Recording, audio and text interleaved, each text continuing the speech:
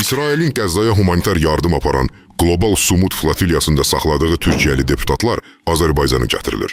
Bu barədə Türkiyə Xarici İşlər Nazirliyinin sözcüsü Öncü Keçeli bildirib. Onun sözlərinə görə 3 deputat Türkiyəyə gətirilmək üçün Azərbaycana yola salınıb. Eyni zamanda Qəzzaya humanitar yardım aparan gəmidə saxlanılan Azərbaycan vətəndaşları isə yaxın günlərdə Türkiyəyə geri göndəriləcək.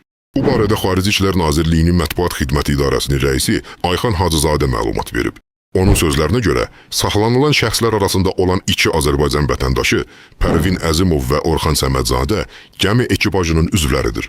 Sumut flotiliyasında 2 Azərbaycanlının olması bilirsinizmi nə vaxt ortaya çıxdı? Müxtəlif anti-hökumət kanallar bu məsələni işıqlandırandan sonra niyə başqa ölkənin vətəndaşlarını səfirlik yolu ilə Azərbaycana gətirən hökumət niyə öz vətəndaşları ilə maraqlanmır? Cavab əslində hər kəsə aydındır. Bir gün bu yiyəsiz ölkəyə yiyə tapılması ümidi ilə. İnternet üzərində digər şəbəkələrdə vətəndaş X yazın və məni yenidən tapın. Mən bütün platformalarda varam. Xüsusən Telegramda məni izləyin.